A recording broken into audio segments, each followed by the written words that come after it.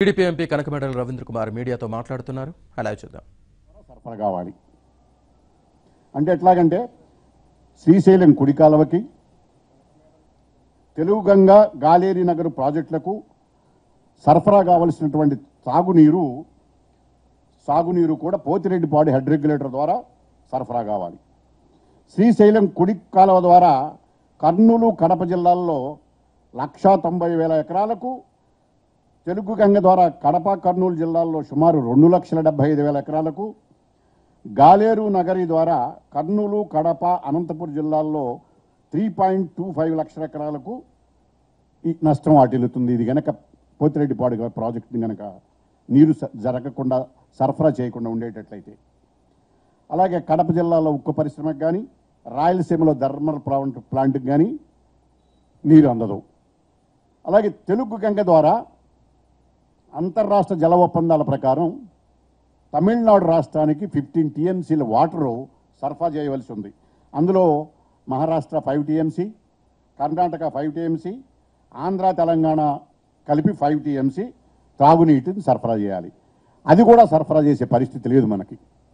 ఎందుకంటే ఎప్పుడైతే ఈ పోతిరెడ్డిపాడు కనుక మూసేసినట్లయితే, అందులో ఈ పోతిరెడ్డిపాడు కనుక మూసేసినట్లయితే గోరుకల్లు 10 టీఎంసీసు, అవుకు 3 టీఎంసీసు నీళ్లు రావు.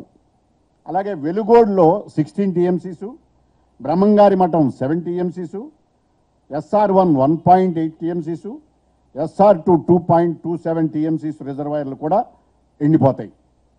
కడప జిల్లాలో గండికోట ప్రాజెక్టు 20 టీఎంసీలు, చిత్రావతి, మైలవరం, పైడిపాలెం రిజర్వాయర్లకు కూడా నీళ్లు రాదు.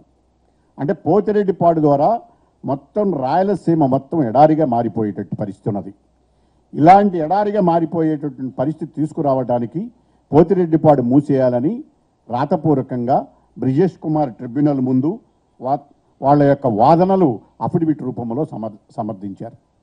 మీరు కడప ప్రాంతానికి చెంది రాయలసీమకు ఛాంపియన్ అని చెప్పుకుంటూ, ఆంధ్రప్రదేశ్కి ఆశాజ్యోతిని చెప్పుకుంటూ, మీరు కడప జిల్లాలో మొత్తం రాయలసీమకి నీళ్లు రాకుండా కుట్ర చేస్తున్నటువంటి మీ తండ్రి గారి సమయంలో కూడా పోతిరెడ్డిపాడుకు సంబంధించి తెలంగాణ పెట్టినటువంటి అప్పుడు ఉన్నటువంటి అబ్జెక్షన్లు మీకు తెలియవా?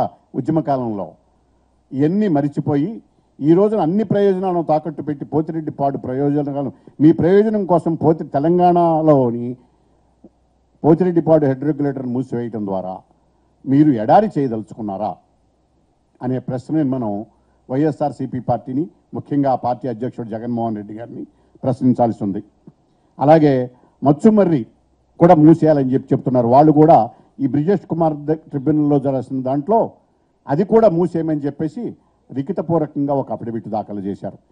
ఇది జనరల్గా వర్షం లేని టైంలో, లేదా శ్రీశైలంలో కూడా రిజర్వాయర్ మీ కనీస నీటి మట్టం లేనటువంటి టైంలో, హంద్రీనీవా మరియు కేసీ కెనాల్లో కూడా వీటన్నిటినీ ఆదుకోవడానికి ఈ రాయలసీమకు మచ్చుమర్రి ప్రాజెక్ట్ అనేది గుండుకారికాయ లాంటిది.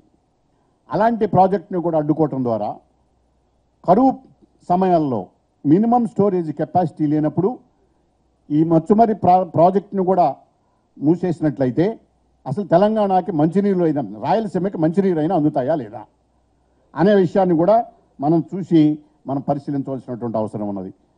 అట్లా ఇకపోతే శ్రీశైలం, నాగార్జున సాగర్ ప్రాజెక్టులు ఇప్పుడు ఉన్నటువంటి రాష్ట్ర విభజన చట్టం ప్రకారం బోర్డుకు అప్పచెప్పబడింది. అవి బ్రిజేష్ కుమార్ ట్రిబ్యునల్ వాదనలో వాళ్ళు ఒక అఫిడవిట్ దాఖలు చేశారు. ఆ అఫిడవిట్లో వాళ్ళు పేర్కొన్నటువంటి విషయం ఏంటంటే, కృష్ణా రివర్ మేనేజ్మెంట్ బోర్డు ఆదేశాలను పాటించకుండా 4 సంవత్సరాల నుంచి వాళ్ళు నీళ్లు వాడుకుంటూ ఉన్నారు. కృష్ణా నదిలో ఆంధ్రప్రదేశ్కి రావాల్సినటువంటి వాటాని వాడుకోవడానికి వీలు లేకుండా నీళ్ళన్నీ కూడా వాడుకుంటున్నారు. నాగార్జునసాల కుడి కాలువ, ఎడమ కాలువ బోర్డు ఆదేశించిన తర్వాత కూడా ఆంధ్రప్రదేశ్కి నీళ్లు విడుదల చేయట్లేదు. ఆదేశాలను పక్కన పెడుతున్నారు, ఏకపక్షంగా నీళ్లు వాడుకుంటున్నారు. అలాగే ఈ 2 ప్రాజెక్టుల్లో మొత్తం కృష్ణా జలాలకి 500 టీఎంసీలు కనుక మొత్తం ఆంధ్రాకి, తెలంగాణకి ఉన్నట్లయితే 380 టీఎంసీలు ఆంధ్రప్రదేశ్కి, 120 టీఎంసీలు తెలంగాణకి వాడుకోవలసి ఉంది. లేదా బచావత్ ట్రిబ్యునల్ అప్పుడు ఉన్నటువంటి లెక్కల ప్రకారం 300. ఇట్లాంటి పరిస్థితిలో 380 టీఎంసీలు వాడుకోవలసినటువంటి ఆంధ్రప్రదేశ్కి పెత్తనం అప్పచెప్తారా, లేదా 120 టీఎంసీలు వాడుకోవలసిన తెలంగాణకి పెత్తనం అప్పచెప్పాలా? వాళ్ళు వేసినటువంటి అఫిడవిట్ ప్రకారం తెలంగాణకి అధికారం ఇవ్వాలని, వాళ్ళ ద్వారా మేనేజ్మెంట్ జరగాలని కోరుకోవటం జరిగింది. అది ఎంతవరకు జపమో చూసుకోవాలా. ఎందుకంటే ఏపీ రీఆర్గనైజేషన్ యాక్ట్లో శ్రీశైలము, నాగార్జున సాగర్ మొత్తం కృష్ణా జిల్లా బోర్డు పరిధిలో ఉండాలి. అది లేకుండా కృష్ణా బోర్డు పరిధిలో, జిల్లా కాదు, కృష్ణా బోర్డు పరిధిలో ఉండాలి. ఆ కృష్ణా బోర్డు పరిధిలో ఇచ్చినటువంటి ఆదేశాలను అమలు జరపకుండా ఏకపక్షంగా అమలు జరుపుతూ ఆంధ్రప్రదేశ్కి ఎటువంటి నీటి చుక్క రాకుండా వాళ్ళు దౌర్జన్యంగా చేస్తున్నటువంటి చర్యలను మీరు ఖండిస్తారా లేదా? మీకు న్యాయపరంగా రావాల్సినటువంటి బ్రజేష్ కుమార్ ట్రిబ్యునల్లో వచ్చినటువంటి బచావ్ ట్రిబ్యునల్లో వచ్చినటువంటి నీటి వాటాల ప్రకారం కానీ, ఆ తర్వాత బ్రజేష్ కుమార్ ట్రిబ్యునల్లో వచ్చినటువంటి వాటి ప్రకారం కానీ మనకు రావాల్సినటువంటి 380 టీఎంసీల నీటిని వాడుకోవడానికి తగిన మేనేజ్మెంటు అప్పజెప్పాలా లేదా? ఈ విషయాన్ని కూడా మనం చాలా స్పష్టంగా తెలుసుకోవాల్సినటువంటిది ఉంది. దీనికి అనుగుణంగా విద్యుత్ అవసరాలకు సంబంధించి తెలంగాణ వాళ్ళు వాడువేసుకుంటున్నారు. విద్యుత్ ప్రాజెక్టుకి నీళ్లు వాడుకోవటం ద్వారా కనీస నిల్వలు కూడా నీళ్లు పాటించడానికి, ప్రమాణాలు పాటించడానికి అవకాశం లేనటువంటి పరిస్థితి ఏర్పడింది.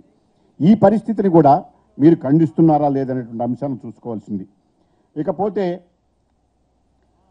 విపత్కరమైనటువంటి పరిస్థితుల్లో ఒక 150 టీఎంసీలు శ్రీశైలం మరియు నాగార్జున సాగర్ రిజర్వాయర్లో కేటాయించి క్యారీ ఓవర్ నిల్వలు కూడా ఎవరికి కేటాయించాలని కోరుతుందంటే అది తెలంగాణకి కేటాయించాలని చెప్పేసి బ్రిజేష్ కుమార్ ట్రిబ్యునల్లో వాళ్ళు ఒక లిఖితపూర్వకమైనటువంటి అఫిడవిట్ ద్వారా వేశారు.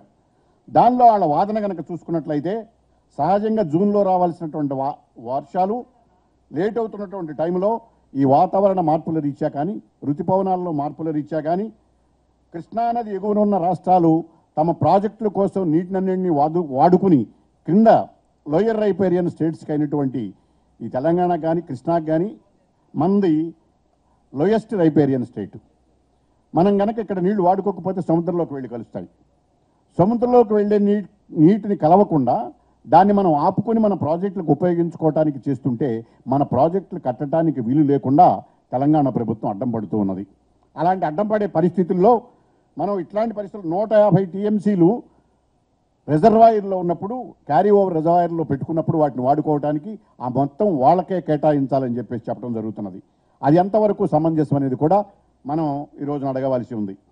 బచావత్ ట్రిబ్యునల్లో మన ప్రాజెక్టులకు కొన్ని కేటాయింపులు కేటాయించారు. ఆ కేటాయించినటువంటి వాటిలు ఎలా ఉన్నాయనేది మీకు ఉదాహరణకు చెప్పినట్లయితే కేసీ కెనాల్లో 31.9 టీఎంసీలు మనకు కేటాయించారు. దానికి తెలంగాణ ఇప్పుడు వాదిస్తున్నటువంటిది 4.2 టీఎంసీ. 31.9 ఎక్కడ, 31.9 ఎక్కడ, 4.2 ఎక్కడ. అలాగే నాగార్జున సాగర్కి 174.3%, వాళ్ళు సూచిస్తున్నది 83.3%. అలాగే కృష్ణా డెల్టాకి 152.2, 129.1. అలాగే టీబీపీ హెచ్ఎల్సి కింద 32.5, వాళ్ళు సూచిస్తుంది 13.4. అట్లాగే భైరవాణి తిప్పకన్నా 4.9, వాళ్ళు అడుగుతున్నది 1.3. ఎస్ఆర్బీసీ కింద 19 టీఎంసీలు మనకు వాడుకోవాలని సూచిస్తే మనకి కేటాయించాల్సిన అవసరం లేదు, 0 ఇవ్వాలని చెప్తున్నారు. ఇట్లా మొత్తం 451.6 టీఎంసీలు ఆంధ్రప్రదేశ్ కేటాయించినట్లయితే వాళ్ళు సూచిస్తున్నటువంటిది 251.9 టీఎంసీలు మాత్రమే కేటాయించాలని చెప్పి కోరుతున్నారు. ఈ రకంగా చేసినందువల్ల మనకి మొత్తం మనకు వ్యవసాయానికి 2.88 హెక్టార్స్లో ఈ నీరు ఉపయోగపడేటట్లయితే సాగు చేయటానికి వాళ్ళు ఇచ్చిన లెక్కల ప్రకారం 80,000 ఎకరాలకి మాత్రమే ఉపయోగపడుతుంది. మిగతా 2 లక్షల ఎకరాలు ఎడారిగా మారిపోతూ ఉంటాయి. ఇక ఇదే విధంగా బ్రిజేష్ కుమార్ ట్రిబ్యునల్ చేస్తున్నటువంటి వాదనల్లో ఆర్డీఎస్ కుడి కాలువ కింద కేటాయించడం అన్నీ తీసేసి మొత్తం ఆంధ్రప్రదేశ్కి తీసేసి తెలంగాణకి ఇవ్వాలని కోరుకుంటున్నారు.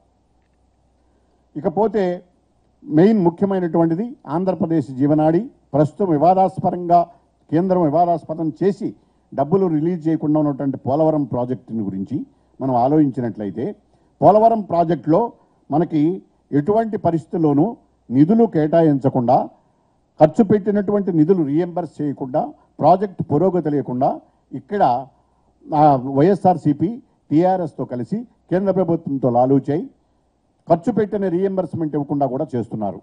పోలవరం ప్రాజెక్టు ప్రకారం ఇది మల్టీ యూటిలిటీ నేషనల్ ప్రాజెక్ట్, జాతీయ ప్రాజెక్టు కింద గుర్తించబడింది.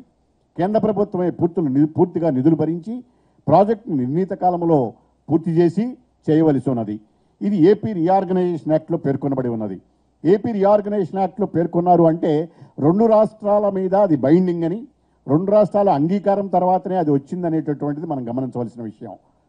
2 రాష్ట్రాల అంగీకారంతో ఏర్పడినటువంటి పోలవరం ప్రాజెక్టు నేషనల్ ప్రాజెక్టుకి నిధులు రాకుండా అడ్డుకోవటం కేంద్ర ప్రభుత్వం చేస్తున్న విధానమైతే, తెలంగాణ ప్రభుత్వం అసలు పోలవరం ప్రాజెక్టు నిర్మాణానికే వీలు లేదు అని చెప్పేసి అడ్డుపడుతూ సుప్రీంకోర్టులో ఒక సూటు దాఖలు చేయటమైనది.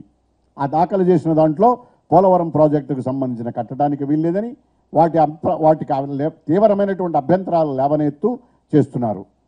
అలా లేవనెత్తిన